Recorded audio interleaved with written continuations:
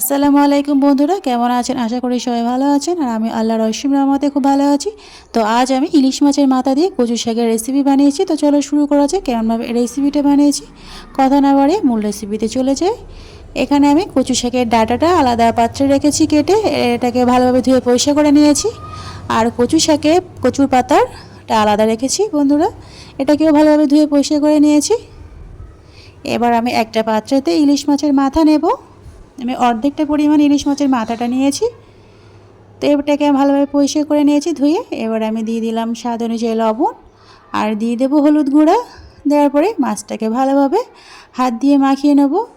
তো বন্ধুরা, একটাই রিকোয়েস্ট, স্কিপ করে দেখবেন না, ফুল ভিডিও দেখার জন্য অনুরোধ রইল। তো এইভাবে মাছগুলো পুরো ভালোভাবে মাখানো হয়ে গিয়েছে।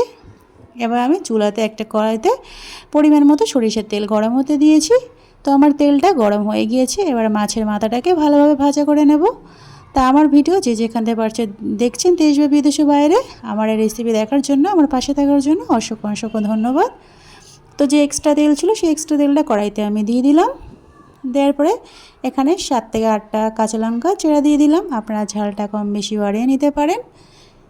এবারে দিয়ে দেবো বড়ো সাইজের একটা পেঁয়াজ কুচি রেখেছিলাম, সেই পেঁয়াজটাকে দিয়ে দিলাম। দেওয়ার পরে একটু হালকা করে পেঁয়াজটাকে লাল করে নেব।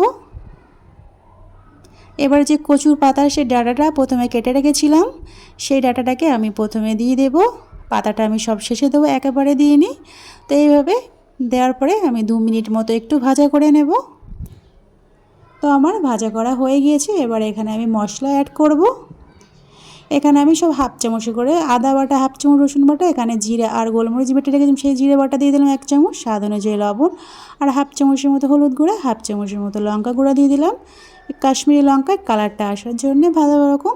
তো এইভাবে মশলাটার সাথে ভালোভাবে একটু ভাজা ভাজা করে নিয়েছি 2 মিনিট মতো।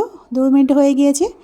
এবার আমি একটুখানি অল্প পরিমাণ মতো পানি দিয়ে দিলাম এটাকে ভালোভাবে সিদ্ধ করার জন্যে। তো যে ইলিশ মাছের মাথাটা ভেজে রেখেছিলাম সেই ইলিশ মাছের মাথাটা দিয়ে দিলাম। দেওয়ার পরে আমি মাছের মাথাটাকে একটু প্রথমে কষিয়ে নেব এই কচু ডাঁটার সাথে। তো আমার কষানো হয়ে গিয়েছে। এবার মাথাটাকে আমি একটু ভেঙে দেব এইভাবে। তো বন্ধুরা, যারা চ্যানেলে এখনও নতুন আমার ভিডিও দেখছেন, যদি আপনাদের একটুখানি পরিমাণ যদি ভালো লেগে থাকে তাহলে প্লিজ সাবস্ক্রাইব করে পাশে থাকার জন্য অনুরোধ রইল। তো এইভাবে ঢাকনা চাপা দিয়ে আমার কচুর শাকের যে ডাঁটাটা ছিল কচু পাতার, সেই পাতার ডাঁটাটা আমার সিদ্ধ হয়ে গেছে অনেকটা পরিমাণ, 60%। এবার আমি পাতাগুলো দিয়ে দেবো কচুর পাতার। দেওয়ার পরে ঢাকনা চাপা দিয়ে দেবো বন্ধুরা। এমনিতেই অলরেডি পাতা থেকে একটু পানি বেরোবে, তো ঢাকনা চাপা দিয়ে দিলাম। দেখো বন্ধুরা, একদম ছোট হয়ে এসছে। এবার আমি ভালোভাবে নেড়ে চেড়ে নেব। তো সবসময় যারা পুরনো বন্ধু তাদেরকে তো অসংখ্য অসংখ্য ধন্যবাদ আমার পাশে থাকার জন্য। আর যারা নতুন বন্ধু হয়েছো তাদেরকে অসংখ্য অসংখ্য ধন্যবাদ আমার পাশে থাকার জন্য। তো এইভাবে ভালোভাবে একদম রান্নাটা করে নিয়েছি, একদম পুরো মাখা মাখা করে নেব বন্ধুরা। তো আমার সব কিছুই সিদ্ধ হয়ে গেছে। তো সব শেষে আমি একটু ওপর থেকে জিরে গুঁড়ো দিয়ে দিলাম, আর ধনিয়া গুঁড়ো মিক্সড ছিল সেই জিরে ধনিয়া গুঁড়োটা আমি উপর থেকে একটু দিয়ে দিলাম। দেওয়ার পর নেড়ে ছেড়ে এটাকে আমি পরিবেশন করব। তো আমার এই কচু শাকের রেসিপিটা কেমন লাগলো ইলিশ মাছের মাথা দিয়ে, তো বন্ধুরা কমেন্টে কিন্তু জানাতে ভুলবেন না।